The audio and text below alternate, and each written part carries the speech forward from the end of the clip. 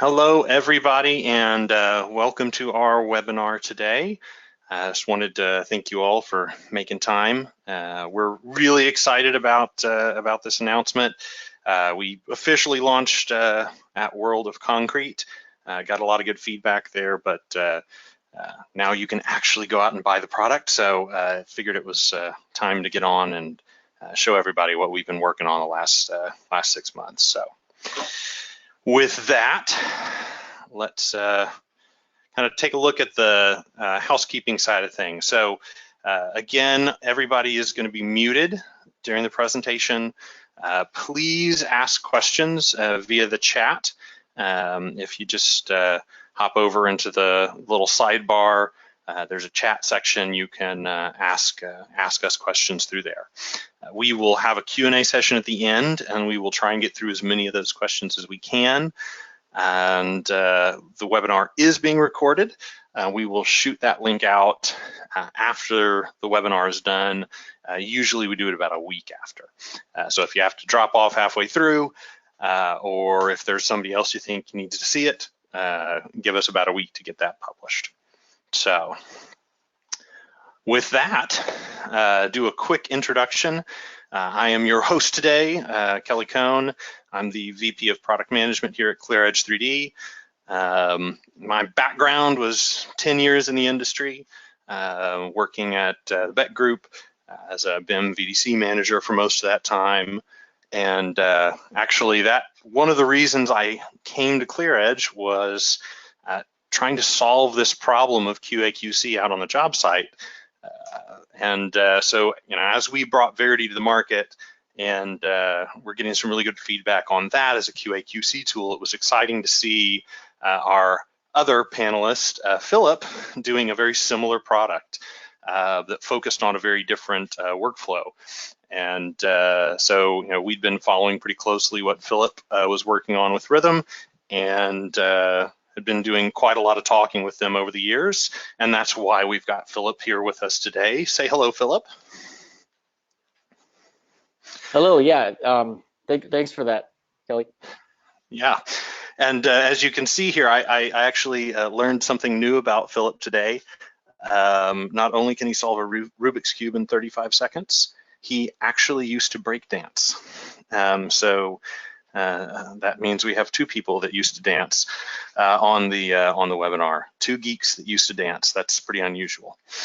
But Philip co-founded Rithm, and then has also co-founded Struction Site, which is their new company. They've got a really great product for 360 photos, managing those, viewing them, for all sorts of great workflows on the job site. They also have Rithm. And we'll talk a little bit in a couple slides about the partnership that we have. But and then last we have Zoltan Ferenczi. So Zoltan is, gosh, Zoltan, when did you join ClearEdge? It was coming up on 6 months now? Yeah, I think back in October. Yeah, so getting close to 6 months. So Zoltan's got loads of experience in the industry.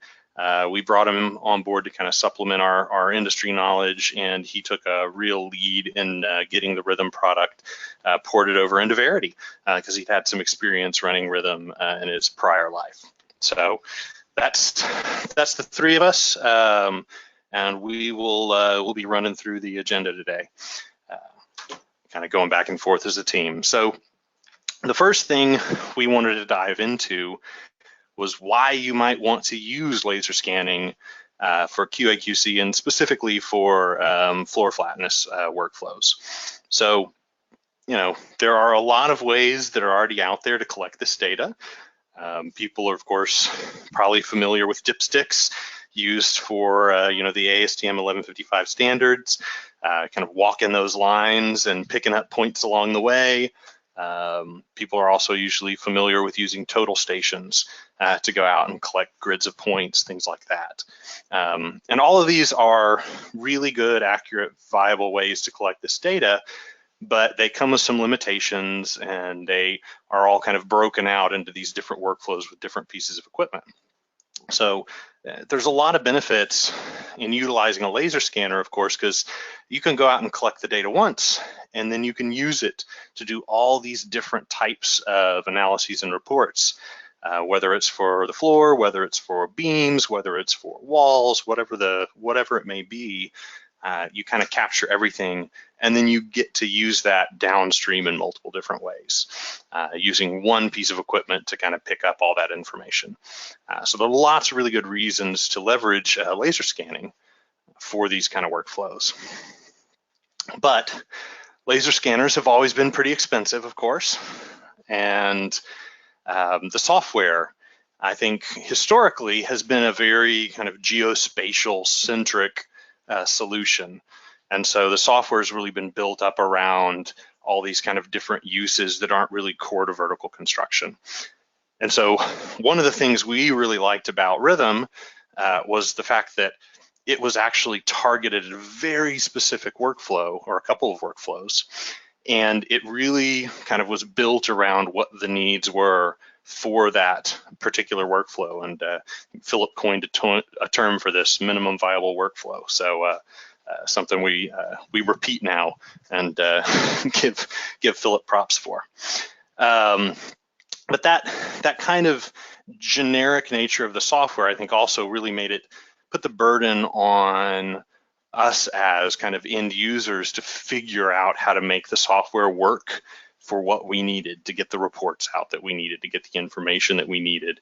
And that took a lot of effort, a lot of tweaking, and it kind of took a very patient person like Philip to kind of figure out how to work through those issues and get a result. And of course, those are the things that drove, I think, probably all three of us presenting today to move to the software development side of the industry to try and provide solutions that solve problems in a way that mattered for us. So with that, I'll ask Philip to unmute himself. And basically, we, about 6 months ago, were working with Philip and Matt over at Rithm, and decided that we were going to license the IP from those guys and build that functionality into our Verity platform. And so we've licensed that IP from Struction Site, and the last 5 to 6 months we've been integrating that into our technology so that we can kind of pull the Rithm workflow out of Scene and get it into something that's a little bit more accessible to most of the people in our markets. Particularly in the United States, in the form of Navisworks. So Philip, I don't know if you wanted to say anything about that. Well, I think it's such an amazing move, something that I've personally wanted to do for a while. But being able to get to the market in that way through a partnership with ClearEdge was just such an amazing way to do that. I've always wanted, and we have always believed that it's important to be hardware platform neutral, workflow neutral, because lots of different companies and software companies are constantly innovating. So by enabling access to Rithm through Navisworks, it really opens up the doors and allows people to focus on the deliverable, which is at the end of the day the most important thing. So working with ClearEdge was really exciting. Was drawn to them 8 years ago when I worked in construction, and just saw the experience and passion they had for the industry. People like Kevin Williams, the amazing computer vision scientist, having people like Kelly Cohn, Zoltan on there with industry experience. It's really complementary to Rithm in terms of truly knowing where the work is and how it gets done. It's like the yin to our yang. We really complement each other. ClearEdge having best-in-class workflows with BIM creation, verification, Rithm focusing on everything else outside of that in terms of building code analysis and QA. So it's a match made in heaven. Saw that pretty quickly. So it's been really exciting for us, and I think it would have taken us years to try and code all this stuff up ourselves. So this is one of those. I think what's the term people use? Cooperation or something? It's cooperation and competition, mishmash together. But like you said, it was a really good fit. So we're gonna dive into a demo pretty quickly. I know that's probably what people are most interested in seeing. So we're not going to talk much longer. I do want to do 2 quick slides to kind of highlight some of the real key values of using this software. So, you know, as I mentioned earlier, once you have all this data collected, now you can bring that into Navisworks, which is a software you already most likely have. And then you can run Rithm on any laser scan data that's brought into Navisworks through the RCS or RCP formats. And it can be structured, it can be unstructured. Historically, ClearEdge software really likes structured data. This particular set of algorithms does not need structured data, so it can be unified. It can come out of a mobile scanner, though, you know, with a decrease in accuracy. And so that's really great. I think the other real big benefit is this gives you the ability to do most of these floor flatness or FFFL tests, all these different things in 15 minutes from scan to finish.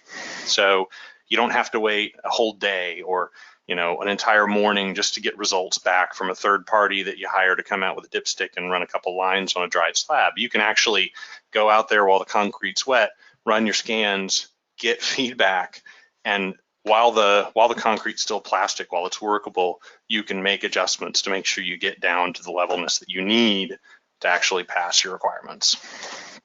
And this is something that is you know, conforming with the known industry standards. So you know, Philip spent a lot of time and effort working with the ACI to make sure that this basically the methods that were used are compliant with the ASTM 1155 standard. So you don't have to worry about that. It's actually approved. It just works. You can also go through a lot of different visual reporting mechanisms like elevation maps, and we can also do contour lines. So all sorts of different things that we'll show you here in a few minutes, or actually at the next slide. And this ultimately means you can own that QA process yourself, get the results very quickly, and make your kind of decisions based off that information, not be sitting there waiting for days to try and figure out what you need to do, or even waiting for the concrete to dry before you go out and test it. So lots of advantages to getting that decision-making process moved up earlier in the chain. And with that, we will go ahead and make Sultan presenter here.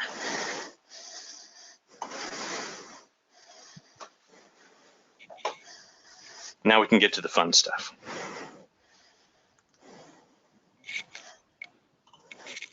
All right, hopefully you guys can all see my screen. So as Kelly was saying, the floor flatness workflow in Rithm starts off in Autodesk Navisworks. It's the platform in which we can bring in laser scan data from just about any manufacturer through the recap format, and then have Navisworks act as a platform for hosting the analysis. What's important about this is not only since you typically already have Navisworks and are familiar with it, other people that are interested in this information as well also typically are utilizing Navisworks. And so this becomes a communication tool for this information as well as the analysis tool.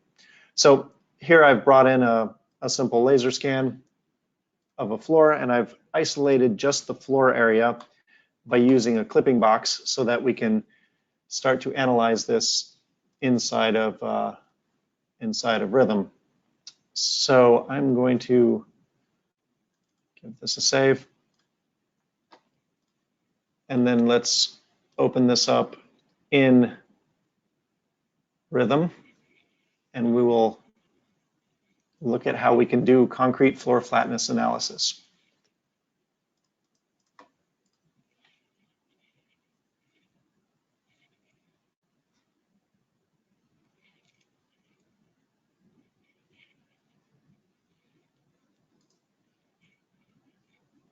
So the Rithm application kind of works side by side with Navisworks.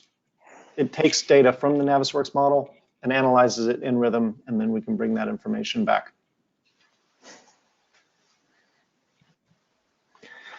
So this is actually using the Verity framework. So a lot of the things that you would expect with Verity, if you're an existing Verity customer, Those kind of things are also true. It's great to run it on 2 monitors.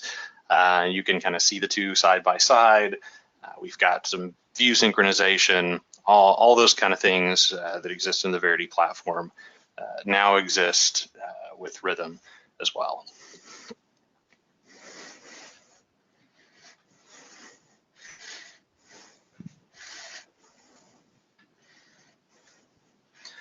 But it still takes a minute or 2 to load a lot of dense point data, and there's no speeding that up.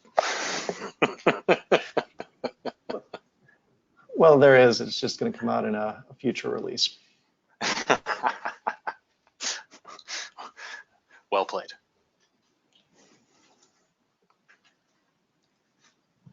Okay, right. So here inside of the Rithm application, we essentially have 2 toolbars for analysis workflows. We've got one that's specifically for concrete flatness analysis, where we can do heat maps and contour maps. Soon we'll be able to do wall heat maps as well, and also analyzing points or grids of points, and then soon we'll be able to also monitor changes that happen across different laser scans, and also beam camera analysis is happening pretty soon as well. And then the second toolbar is essentially for the ASTM reporting and ADA compliance analysis. So I'm going to start by going through a workflow to do a heat map to visualize the elevations on this floor. But before I create the heat map, I'm going to run this debris filter. And what that's going to allow us to do is it's going to isolate the areas of the floor that are not the actual floor surface. So typically in as-built floor scanning, after the concrete has set, people have already started to move equipment out onto the floor. There can be little piles of dirt or extension cords or whatever else. And what this debris filter does is it will isolate just the floor surface and remove anything that's not part of that floor surface. So this is a really good way to kind of prepare the point cloud to get it to where we can analyze only the floor surface and not things that are extraneous to the floor. So here we see that the debris that it is isolated is shown in red, and these will not be part of the analysis. So I'm going to go start by creating a heat map. And a heat map is a way to visualize the elevations of the floor graphically using colors. There's 2 ways to do this.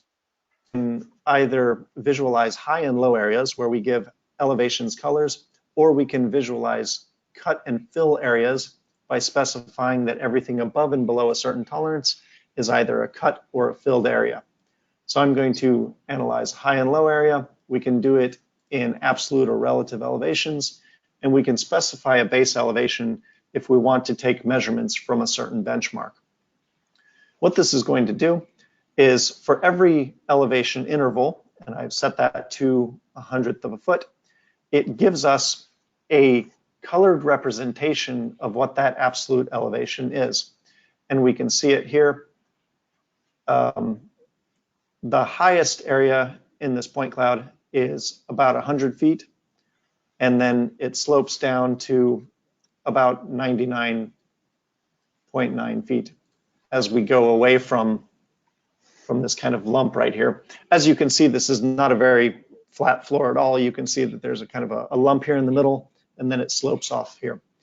What we can utilize this information for is for that wet concrete workflow that Kelly was talking about, to very quickly take the scan of the floor while the concrete is still wet, and then visualize the high and low areas, and then instruct the people screeding the concrete where the high and low areas are, and then scan it again and analyze it again, and continue that process until the required flatness has been met. Now, beyond that, we can also communicate this information. So this point cloud, I can export the heat map points into an XYZ file that I can then index and recap again, and bring those back into the Navisworks model so that we can then communicate that information to anybody who is interested in it. So here I'll bring in the heat map for the analysis that I just did. Typically, you would export it out as an XYZ, bring it into Recap, index it into an RCS file, and then link it into Navisworks. Once you have it in Navisworks, then you can publish this model as an NWD so that you can communicate that information to anybody who's interested in it and use it as a visualization tool for anybody who doesn't have Rithm available. So there we see the heat map information in Navisworks. So heat maps are very useful in being able to visualize these high and low areas graphically so that we can communicate this information very clearly. But also we can make a bit more usable information for this by creating contour maps instead of heat maps. Contour maps are like topographic civil site drawings that you typically see. They're using CAD geometry instead of just the colored points, and we can then utilize these in the same way that you would for any other topographic elevation. We have the same settings that we do for the heat map. We can visualize high and low areas or cut and fill volumes. And then when this information is created, instead of just being visual, this is CAD geometry. So we're actually going to get line work from this. And that line work can then be exported in a DXF format and then given to anybody in the downstream parts of the design chain, and they can utilize that information in AutoCAD. They can bring it into Revit to create an as-built topo surface or anywhere that contours would be used.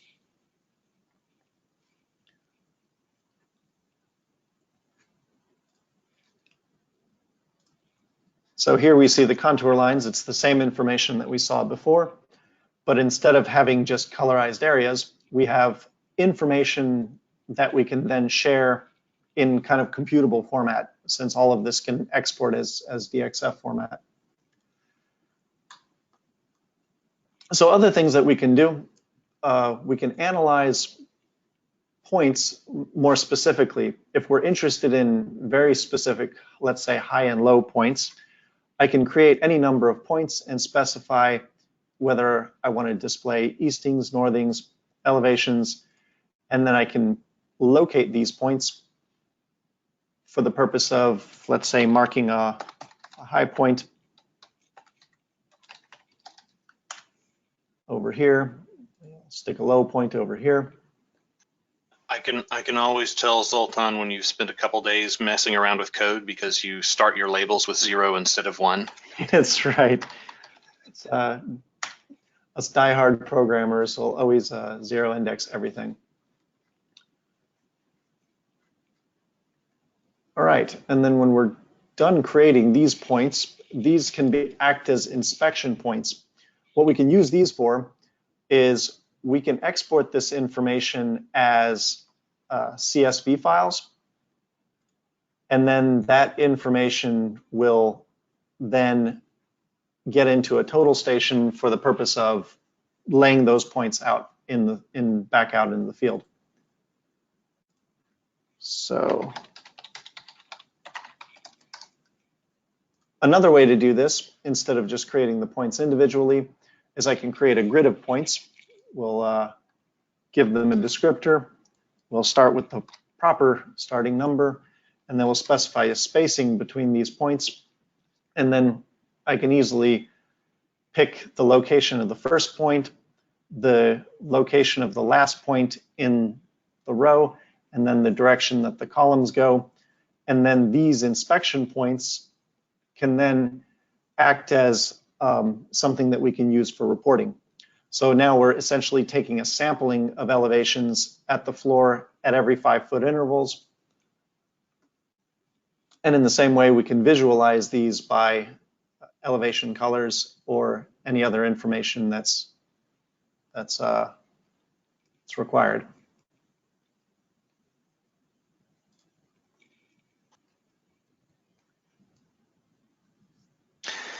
And for those of you that might be existing Rithm users, you'll probably notice that it looks like Rithm, it feels like Rithm, it tastes like Rithm. This is quite literally the Rithm toolbars, the Rithm application running inside of Verity. So if you're coming from that platform, as you can already see, this is going to be no-brainer if you've got experience with it, picking it up and running with it here. Basically all the same tools, buttons, and workflows. Yes, and so once we've created these points, we can export them out in, like I said, CSV format, load them back into TotalStation for layout purposes, or we can create PDF reports that we can then share this information. And also, coming soon in the next half dot release, this information can be used for monitoring purposes.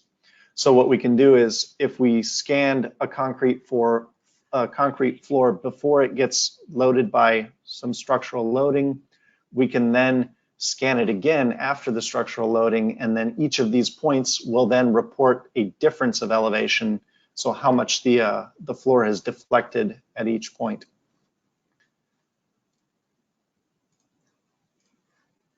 So the last thing I'm going to show is the ASTM 1155 floor flatness report. This is really what this software is all about, because as Kelly was alluding, typically this is done by a third-party outsourced provider that usually have to schedule them a couple of days in advance. They come out with a dipstick. They then spend a couple of hours walking this thing along the floor, along a line that you want to measure, and then they go away, and another day or so later you get a report.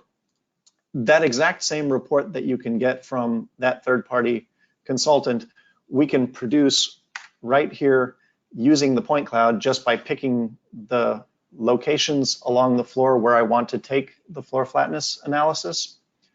And then it will analyze the point cloud at those required increments to produce the exact same report that is in the ASTM standard. So you can essentially internalize this process and not have to rely on the schedule and the cost of a third-party provider. So I've picked 2 points, or picked 2 lines along the floor, along which I'm going to analyze the flatness and the levelness, and then it will analyze the point cloud at every 12-inch increment and produce an elevation profile for the flatness and the levelness of the floor at those intervals. And so here we see I have a floor flatness and a floor levelness value for each of these analyzed lines, and the report that comes out of this is the exact same report that that third-party provider would hand you. So if your customers are requiring your floors to be built with a certain flatness and levelness requirement, then you can provide these reports, and they can be confident that you've met that requirement. Now, if you're a ASTM 1155 expert and you're watching, I'm pretty sure the lines we drew don't actually conform with the standard. This is a quick demo, but you can, if you know the standard, you know roughly where those lines need to be relative to slab edges, penetrations, the length that you have to have. There's some tools in here that will kind of make sure that you don't have a line that's too short. If Philip wants to, when we get to Q&A, maybe we'll talk a little bit about some enhancements that are coming to Rithm at large, but to improve upon this even further. But yeah, it basically lets you draw the lines the way you know they need to be drawn, and then get the reports you expect to get out of them. Yes. And as I had mentioned, there are some additional features that will be coming out very soon in the first service pack release, such as doing beam camber analysis. When steel beams that support a floor are designed, they're designed to camber a certain amount when the concrete is poured. This tool will report that amount of camber, and you can actually monitor the changes between a pre and post poured concrete slab to see how much the beam cambers between those two time frames.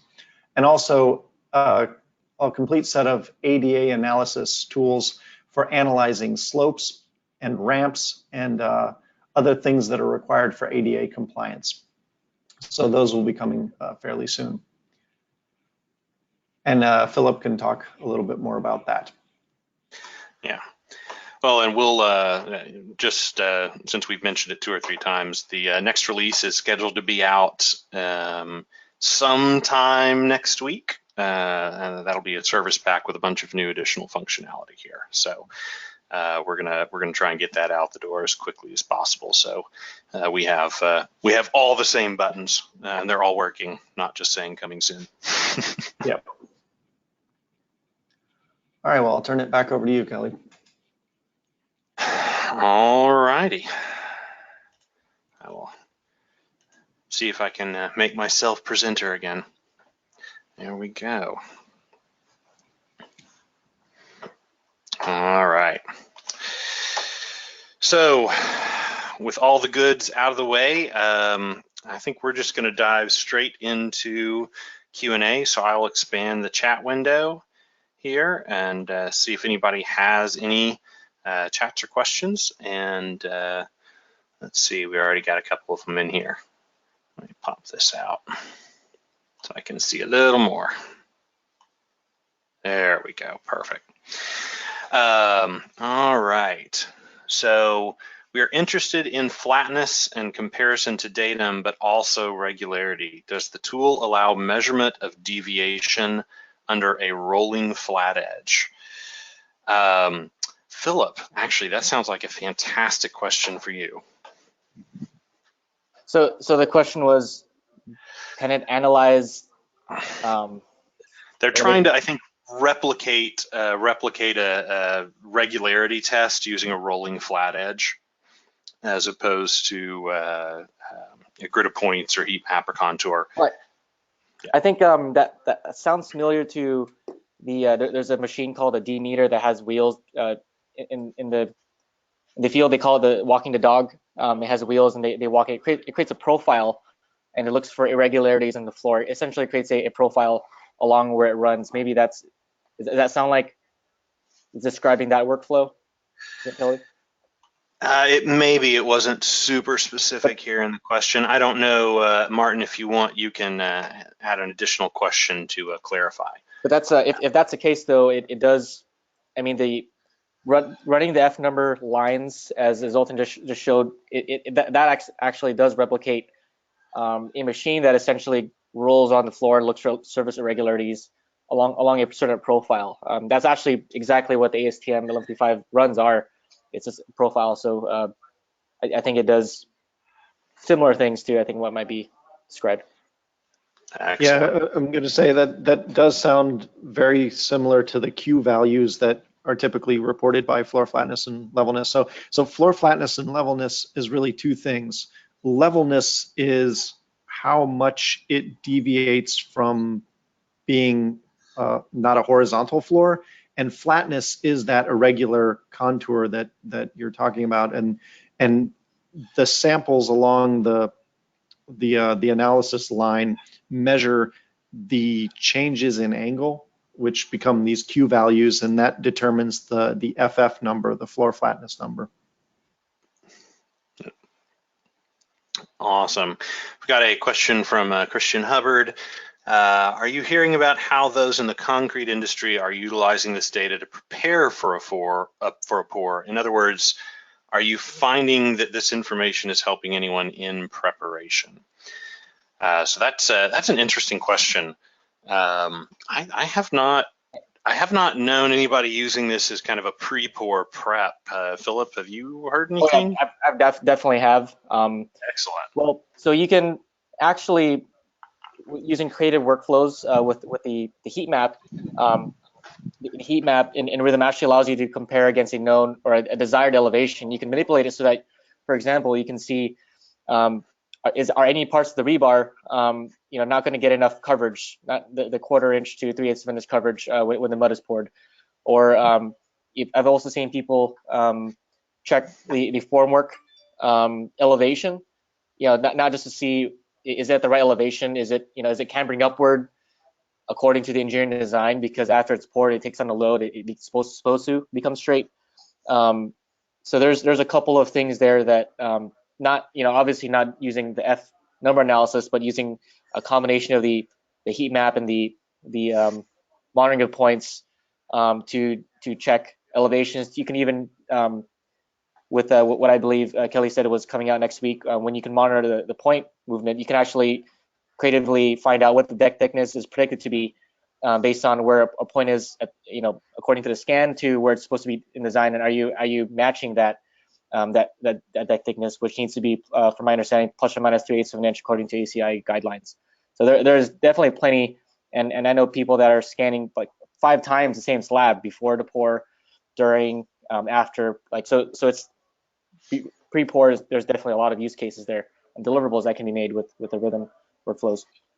Awesome. That's actually fantastic. I had not heard of those before. So, all righty, learn something good there.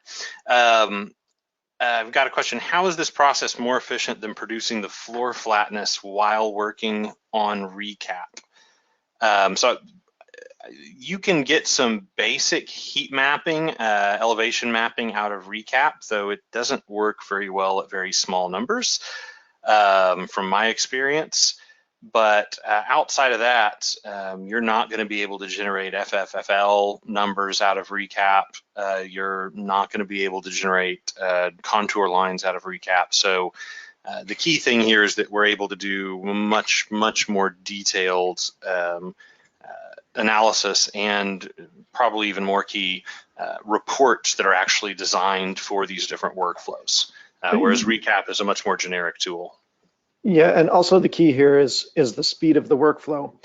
You can create visualizations of the elevations of points in recap, but to narrow that range down to a small enough range to give meaningful information on the floor, and then this also doesn't take into consideration any noise or dirt or things that the debris filter would remove.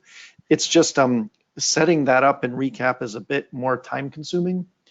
And then once you have that, the colorized elevations in recap are just a visualization.